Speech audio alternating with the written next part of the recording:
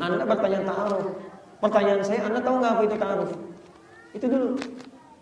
Lihat, ada arafah, ada ta'arafah, itu beda. Mohon maaf Pak ya, sebentar, untuk yang belum menikah.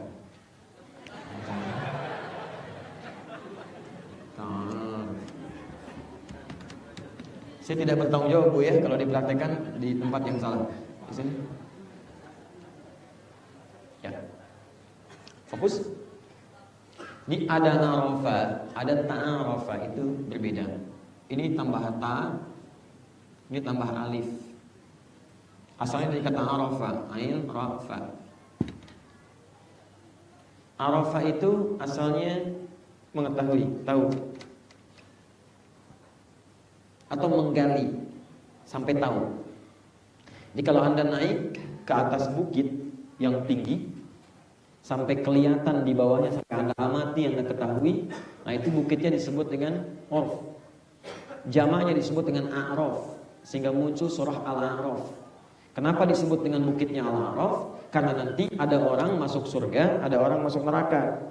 Tapi ada orang yang bekalnya sama-sama 50%. Amal solehnya 50%, amal salahnya 50%. Jadi kalau amal solehnya 50,01, amal salahnya 49,99, masuk surga dia. Amal salah 50,1, amal soleh 49,9, ke neraka dia. Ya, dihabiskan dulu kekurangan di situ, baru dimasukkan ke surga. Tapi yang jadi masalah, amal soleh 50, amal salah 50, imbang di situ. Kemana dia? Dia belum ke surga dan tidak ke neraka. Dia ditempatkan di bukit yang tinggi, namanya Al-A'raf. Ya, Quran surah ke-7 Al-A'raf, dari ayat 47 sampai ayat ke-50-nya. Maka disimpanlah dia di atas di Al-A'raf ini, dia bisa mengamati. Dia lihat yang ada di surga, lihat di surga, pengen dia ke surga. Tapi dia nggak sanggup menoleh ke yang neraka karena takut dengar jeritan-jeritannya. Maka dia memohon kepada Allah dengan rahmatnya untuk dipindahkan ke surga. Maka dengan kasih sayang Allah diberikan syafaat, dipindahkan ke surga. Cuma nunggu sampai selesai proses hisab. Hisab 1 harinya 1000 tahun. Baik. Ya, kalau sudah tahu jangan disiapkan, gitu ya. Siapkan untuk yang baik-baik. Nah sekarang lihat sini. Jadi lihat, mengamati, tahu sampai detailnya disebut dengan arafah. Kalau Anda tambahkan tak di depannya, kemarin saya sudah ajarkan, ini sesuatu yang serius, sungguh-sungguh. Awas, jadi kalau Anda ingin merencanakan pernikahan, Anda mesti serius, jangan main-main. Mohon izin Bu ya, para orang tua, jangan Anda terima proposal siapapun pemuda yang ada di sini, yang cuma ingin ngetes ke rumah Anda kalau dia tidak serius membawa cintanya. Ini.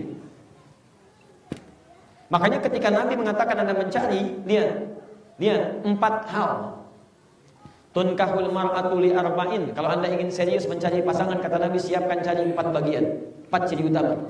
1, lihat kalimatnya, lima liha. Kadang-kadang karena faktor harta bendanya. Tapi itu bukan dominan. Kalau pengertian dulu orang jahiliyah, mohon maaf, dulu motivasi orang tuh cari yang kaya. Cari yang kaya. Tapi dalam pengertian Islam ketika diterangkan tentang mal ini, bukan kayanya, tapi kemampuan calon istri Anda untuk memanage harta Anda ketika Anda bisa mendapatkan setelah bekerja. Karena Anda punya tugas untuk bekerja, cari nafkah. Nah kalau Anda punya kemampuan mencari nafkah, baru punya kemampuan 5 juta, Anda jangan cari pasangan yang zakat malnya sampai 10 juta. Capek Anda. Cari yang sesuai. 5 liha, kemampuan memelihara hartanya, merawat hartanya. Jangan lagi digeserkan kepada, mohon maaf, mencari yang kemampuan hartanya luas supaya Anda bisa hidup nyaman misalnya. Ya, sementara Anda tenang-tenang begitu saja, itu tidak diinginkan. 2, lijamaliha. Jamal. Apa jamal artinya? Bukan. Kalau cantik jamilah. Mulan cantik, Mulan jamilah, ya kan? Bisa. Kalau laki-lakinya jamil, ganteng. Saiful ganteng, Saiful jamil, ya kan? Bisa. Kenapa? Baik, sampai hilang penghapus. Lihat sini. Gak apa-apa Mas. Gak apa-apa. Ada Jamal, gini, Jamal. Ada Jamal, gini. Hati-hati ya, hati-hati. Ada Jamal itu beda. Kalau ini Jamal itu sifatnya. Pemiliknya kalau laki-laki Jamil, kalau perempuan Jamilah. Kalau yang ini unta, jantan. Unta disebut ibil, unta jantan disebut jamal, unta betina disebut naqah, unta tunggangan disebut nanti bighal, gabungan dengan kuda. Baik, lihat sini. Jadi kalau Anda namanya Jamal, jangan salah tulis. Di paspor ditulis Jamal pakai yang ini, terus umroh ke Saudi. Masya Allah, begitu umroh dikasih kostum Jamal. Anda yang ini nih, ini luar biasa. Baru ini unta bisa bicara ya. Iya. Ayo, Jamal.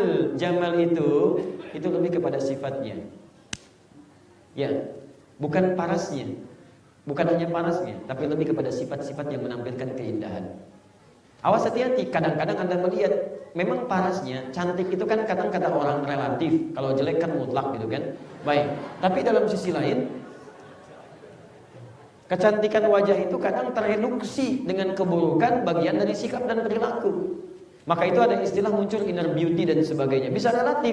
Menurut Anda ini cantik, menurut orang lain belum tentu. Maka dari itu dibuatlah sebuah batasan oleh Nabi. Nabi tidak menyebut jamilah atau jamil.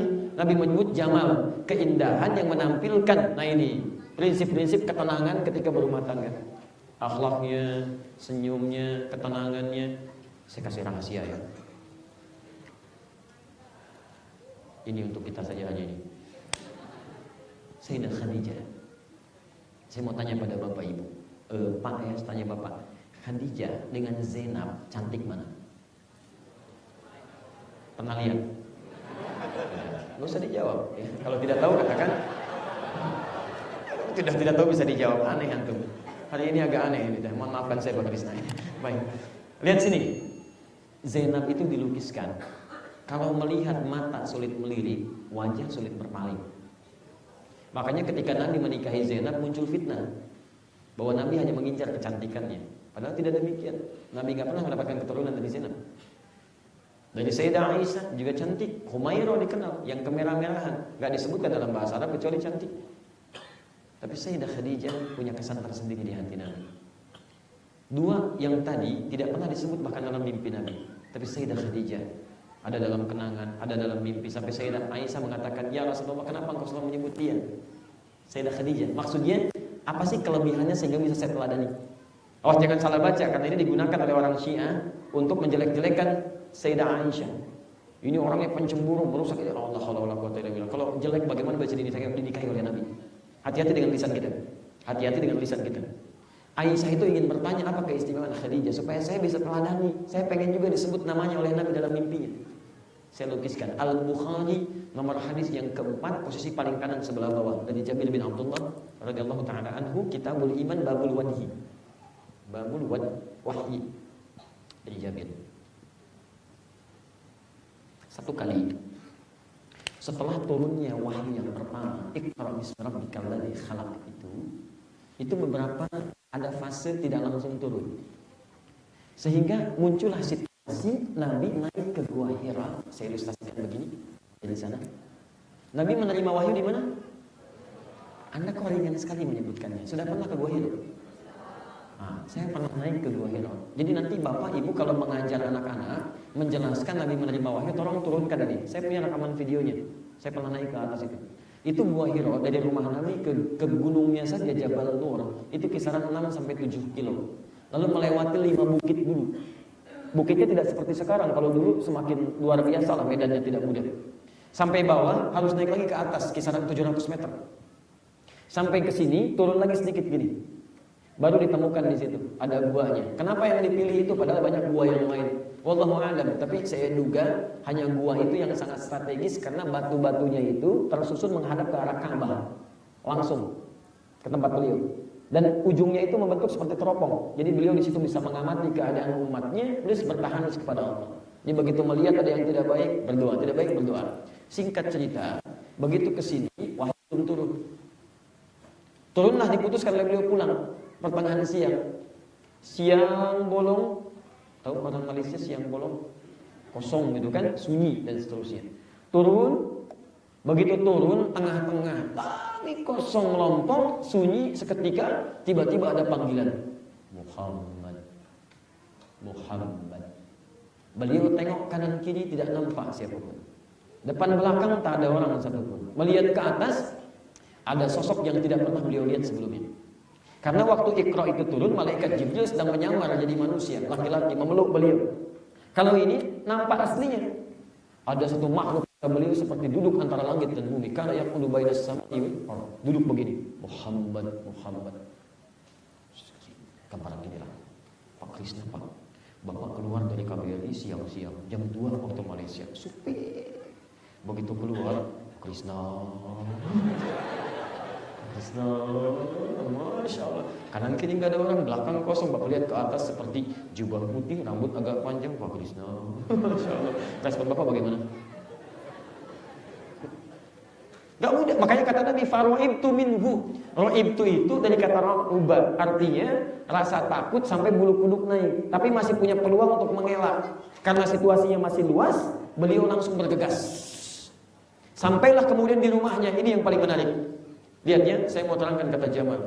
Begitu diucapkan salam di pintu rumahnya, Assalamualaikum, diketuk, keluarlah Sayyidah Khadijah. Demi Allah saya katakan, Sayyidah Khadijah yang kecantikannya tadi saya lukiskan dibandingkan dengan Sayyidah Aisyah dan Zainab, begitu dilihat wajahnya oleh Nabi, setengah ketakutannya hilang. Itu Jamal. Memang kalau Jamilah relatif, tapi kalau Jamal itu luar biasa. Lihat wajah istri, setengah kegelisahan hilang, Pak. Tenang itu setengahnya. Begitu masuk kata Nabi, Zammiluni, tolong selimuti saya. Tiba-tiba genggaman itu membuat ketenangan semakin terasa. Masuk ke dalam kamar, berbaringlah yang mulia sallallahu alaihi wasallam, diselimuti oleh Sayyidah Khadijah. Perhatikan kalimatnya. Selimut materi fisik yang diselimutkan itu tidak lebih hangat dibanding kalimat yang keluar di lisannya. Lihat kalimatnya. Zaujil karim, suamiku sayang. Engkau ini tuh orang baik. Kau tidak punya musuh. Kau suka sambung silaturahim. Kau suka bantu orang. Yakinkan pada dirimu, aku akan selalu bersamamu dalam suka dan duka. Begitu kalimat itu meluncur di lisan beliau yang mulia itu, tiba-tiba tenang seluruhnya, hilang segala kesulitannya. Itulah jawabannya. Maka turunlah kemudian malaikat lagi mengatakan kalimat. Lihat, turun ayat dikatakan kalimatnya, ya ayyuhal muddatsir qum fa'anzir wa rabbaka fakabbir wa thiyabaka fatahhir. Asbabun nuzul ayat ini tidak hanya terkait urusan dakwah, tapi bagaimana problematika suami yang ada di luar bisa ditenangkan ketika melihat istri di dalam rumahnya. Jadi kalau Anda ingin cari pasangan, jangan cuma dilihat tampilan cantiknya, tapi cerewetnya luar biasa misalnya, membuat Anda nggak tentram. Ya, coba hadirkan. Bapak kalau misalnya pulang ke rumah, Masya Allah, melihat ibu, Allahu Akbar, lihat istri Anda setengah kegelisahan, Anda hilang. Khadijah.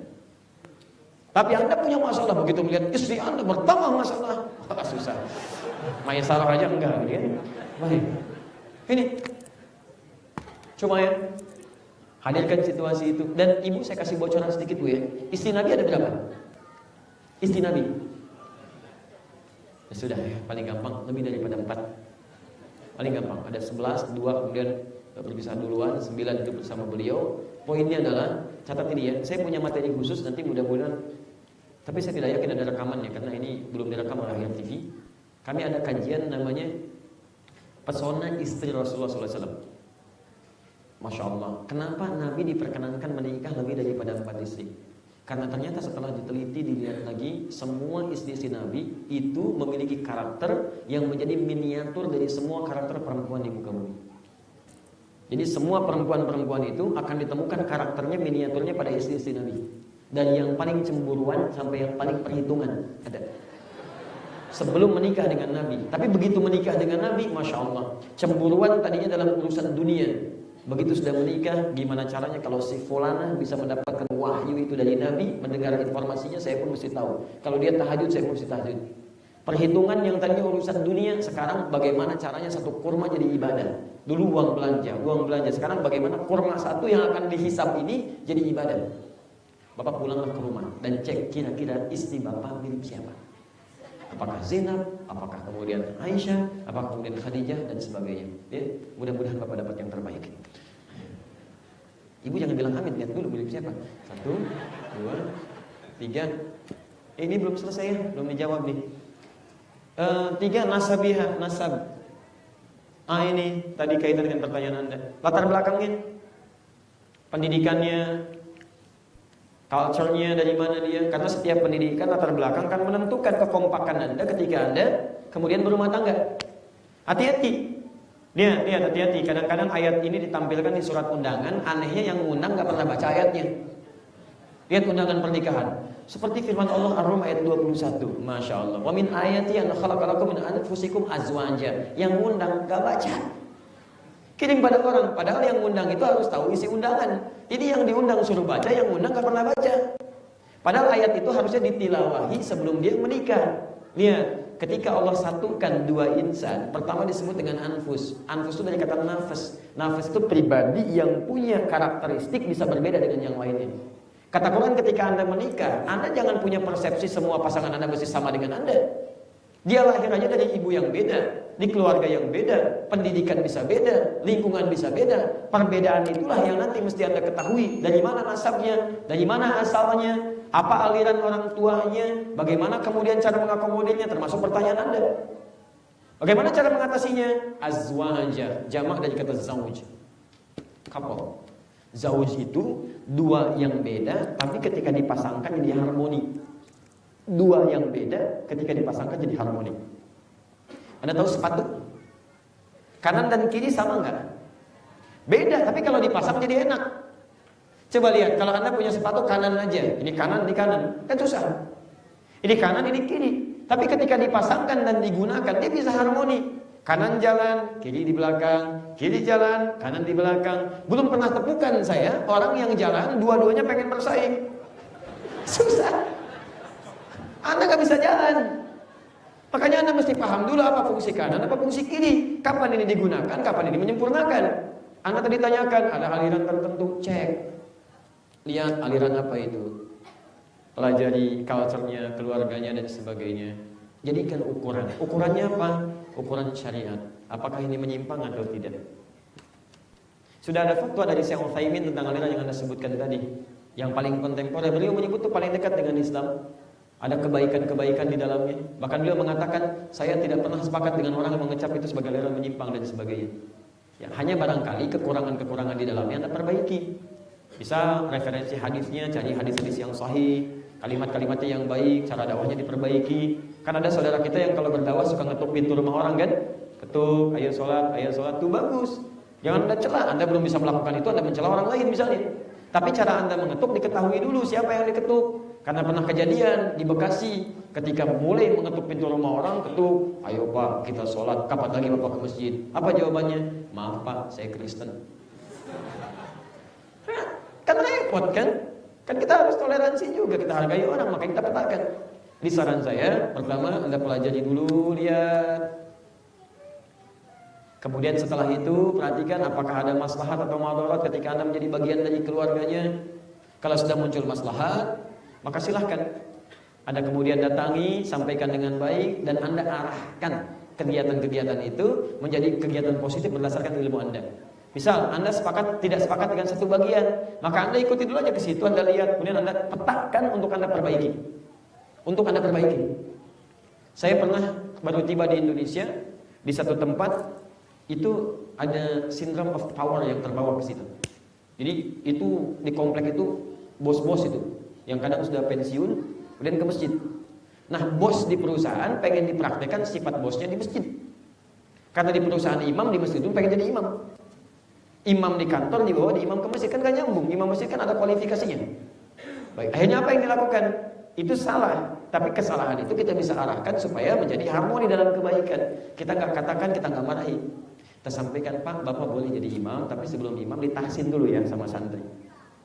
Ya, kalau tadi kan Bapak mengimami kan bisa salah bacaannya. Memang awal-awal protes juga. Ustadz kan salah itu bagus buat diketahui. Kalau saya salah kan makmum bisa membenarkan. Bukan begitu caranya Pak. Caranya kan itu akan jadi pertanggungjawaban. Kalau Bapak salah, semua makmum bisa salah. Bapak boleh jadi imam, tahsin dulu ke santri. Nah, saat dia tahsin kita kasih jadwal. Salatnya duhur dan asar. Boleh Bapak jadi imam. Subuh, maghrib, isya tidak. Sampai bagus bacaan baru. Saat menunggu itu kita majukan santri-santri yang bagus bacaannya. Supaya makmumnya enak. Jadi ketika berganti jadi yang gak enak, makmum jadi pada gak nyaman. Kan? Jadi ketika maju yang ini sampai bagus tahsinnya, sampai akhirnya ketika dia baik pun suruh jadi imam dia nggak mau. Sudah ada yang lebih bagus Pak, udah nyaman. Anda pun bisa begitu, silakan. Jangan cuma masalah yang sederhana Anda perbesar kemudian sampai tidak jadi pernikahannya, itu tidak diinginkan. Maka yang terakhir, lihat lidiniha, karena ketaatan agamanya kepada Allah. Fadfar bidzatid dini talibat yadak. Pilih yang agamanya kuat, yang tidak menyimpang, maka akan sempurna dan bahagia kehidupan rumah tangga Anda. Ya. Allah Ta'ala alam bisawab.